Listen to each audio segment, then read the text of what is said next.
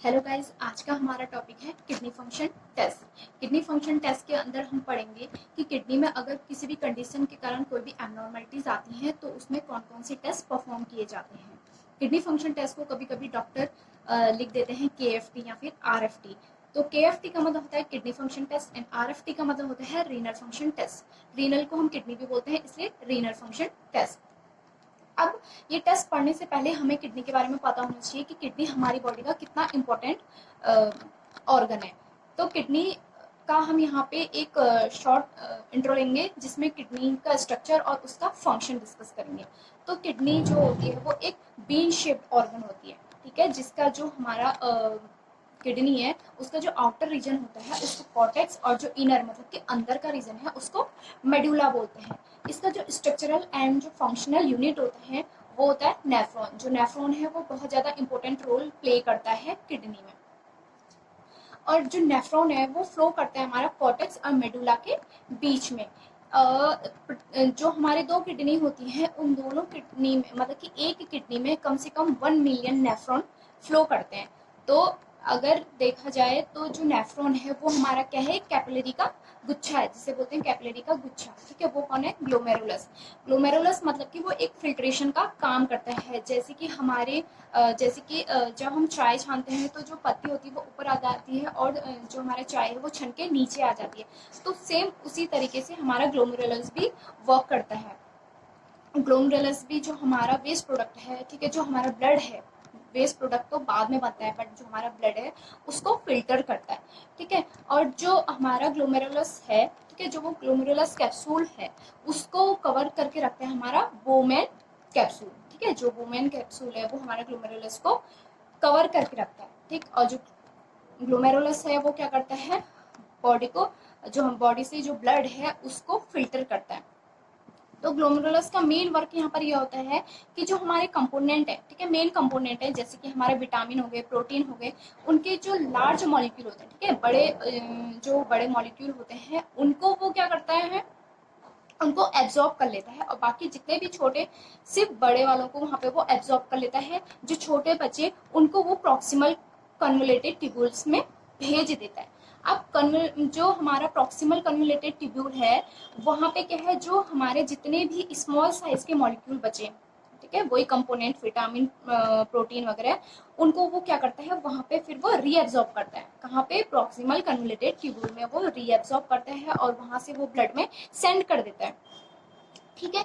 Blood में send करने के बाद फिर वहां पे हमारा सिर्फ क्या बचा, जो वेस्ट प्रोडक्ट है जैसे कि यूरिया है, यूरिक एसिड है, उन सबको वो जो हमारा लूप ऑफ हिनल होता है उसके थ्रू वो डिस्टिंक्ट कन्वोलेटेड ट्यूब्यूल में सेंड कर देता है। अब डिस्टिल कन्वोलेटेड ट्यूब्यूल का वर्क ये होता है कि वो वहां पे ये चेक करता है कि हमारी बॉडी के लिए जो पूरी तरीके से वेस्ट हो गया है उसको वो क्या करेगा, फिर जो वेस्ट हो गया उसको वो कलेक्टिंग डक्ट में भेज देता है। कलेक्टिंग डक्ट में भेजने के बाद उसको वो पेल्विक में भेजेगा, पेल्विक के बाद देन वो यूरेटर में भेजेगा, यूरेटर से फिर वो यूरिनरी ब्लैडर में as a form of urine भेजेगा। और फिर जो यूरिन है वो यूरेथ्रा के थ्रू हमारी बॉडी से स्केट आउट हो जाएगा, मतलब कि हमारी बॉडी से बाहर चले जाएगा। ये तो था नॉर्मल फंक्शन। अब हम बात करेंगे किडनी फंक्शन टेस्ट की। इसके अंदर कौन कौन से टेस्ट आते हैं। तो इसके अंदर जो हमारा मेन टेस्ट है वो आता है urea, uric acid, creatinine and urinal lysis. अगर ये हमारे होते हैं नॉन प्रोटीन नाइट्रोजिनस कंपाउंड। अब नॉन प्रोटीन नाइट्रोजिनस कंपाउंड क्या होते हैं, ये एक वेस्ट प्रोडक्ट फॉर्म है, ठीक है, एक वेस्ट प्रोडक्ट फॉर्म करती है जो क्या कहती है, degradation metabolism of nucleic acid, vitamin और प्रोटीन का। मतलब कि जब हमारी बॉडी में विटामिन या फिर जो न्यूक्लिक एसिड है वो टूटते हैं तो उस टाइम पर वो नॉन प्रोटीन नाइट्रोजनस कंपाउंड के अंदर आ जाते हैं, जो हमारा है urea, uric acid and creatinine. अगर हम फर्दर डायग्नोस करते हैं, फर्दर डायग्नोस करने के जब हम करेंगे तो उसके अंदर हमारा आता है क्रेटेनिन क्लियरेंस, और सेकंड नंबर पर हमारा आता है GFR। GFR का मतलब होता है ग्लोमेरुलस फिल्ट्रेशन रेट। अब बात करेंगे हम फर्स्ट यूरिया। यूरिया के अंदर सबसे पहले हमें ये पता होना चाहिए कि जो यूरिया है वो कहाँ सिंथेसिस होता है। हमारा जो यूरिया है वो हमारे लीवर में सिंथेसिस होता है, ठीक है। उसकी जो होल साइकिल होती है वो लीवर में कंप्लीट होती है। वहाँ पे फिर वहाँ पे जो हमारा यूरिया है वो कैसे फॉर्म हुआ, जो हमारा अमोनिया है, ठीक है, अमोनिया जो है वो क्या करेगा, कन्वर्ट करता है यूरिया में, ठीक है। जो अमोनिया है वो यूरिया में कन्वर्ट हो जाता है। कन्वर्ट होने के बाद वो उसको ब्लड में भेज देता है, ब्लड के थ्रू वो कहाँ आ जाता है, किडनी में आ जाता है। ये तो हुआ हमारा यूरिया कैसे फॉर्म हुआ। अब डेली बेसिस पे 75% हमारे जो बॉडी का जो वेस्ट प्रोडक्ट है वो यूरिया ही फॉर्म होता है 75% में, ठीक है। इसकी जो नॉर्मल रेंज होती है, जो इसकी नॉर्मल रेंज होती है वो 40 टू 45 मिलीग्राम पर डीएल होती है। अब इसको हम इसीलिए टेस्ट करते हैं यूरिया का, मैंने अभी आपको बताया कि इसका जो फंक्शन है कैसे कैसे ये वर्क कर रहा है, ठीक है। अब वेस्ट प्रोडक्ट था हमारा, जब वो प्रॉक्सिमल कन्वोलेटेड ट्यूब्यूल में जाता है, वहां पे जाने के बाद ये अपने जितने भी विटामिन और वगैरह हमें जितने भी चाहिए होते हैं, ठीक है, जो हमारी बॉडी के लिए यूजफुल हैं, वो तो एब्जॉर्ब हो जाते हैं, बाकी सारे एक्सक्रेट हो जाते हैं, ठीक है। यूरिया वगैरह जितने भी वेस्ट प्रोडक्ट बचे ये एक्सक्रेट हो जाते हैं, ये हमारी बॉडी में एब्जॉर्ब नहीं होते। बट किसी भी एबनॉर्मलिटीज की वजह से या फिर हमारा ग्लोमेरुलस प्रॉपर तरीके से वर्क नहीं कर पा रहा है, फिल्टर नहीं कर पा रहा है, तो उस टाइम पे जो एबनॉर्मलिटीज आती हैं किडनी में, किडनी फंक्शन, जब कोई भी इन्फेक्शन होता है, ठीक है, तो उस टाइम पे हम यूरिया का टेस्ट करते हैं। सेकंड हमारा आता है क्रिएटिनिन। अब क्रिएटिनिन हमारी बॉडी में कहाँ पे फॉर्म होता है, ठीक है, कौन कंटेन करके रखता है। जो क्रिएटिनिन है वो मसल्स में कंटेन होता है, किसके फॉर्म में, क्रिएटिन फॉस्फेट के रूप में, ठीक है, क्रिएटिन फॉस्फेट के रूप में हमारे मसल्स में कंटेन होकर रहता है। अब फिर ये क्या करता है, इसमें हाई एनर्जी कंपाउंड प्रोड्यूस होते हैं, जैसे कि एटीपी वगैरह इसी से प्रोड्यूस होते हैं। तो फिर जो क्रेटिन है, ठीक है, क्रेटिन फॉस्फेट है वो कन्वर्ट हो जाता है क्रेटिनिन में, ठीक है। तो फिर ये एक वेस्ट प्रोडक्ट की तरह यूज होता है। ये भी तभी हमारी बॉडी में रुक जाता है क्योंकि ये सब चीजें एब्जॉर्ब नहीं होती हैं, ये एक्सक्रेट हो जाती हैं। बट किसी भी एबनॉर्मलिटीज की वजह से, किसी ऐसी कंडीशन की वजह से हमारी बॉडी अच्छे से फिल्टर नहीं कर पा रही है, तो उस टाइम पे ये होते हैं, एक्सक्रेट नहीं हो पाते हैं, तो हमारी बॉडी में ये एबनॉर्मलिटीज पैदा करते हैं। तो इसीलिए हम क्रेटिनिन का भी टेस्ट करते हैं। नेक्स्ट आता है हमारा यूरिक एसिड। अब यूरिक एसिड क्या है, जो यूरिक एसिड है वो कहाँ से फॉर्म होती है, ठीक है, ये एक प्राइमरली वेस्ट है प्यूरिन का, ठीक है।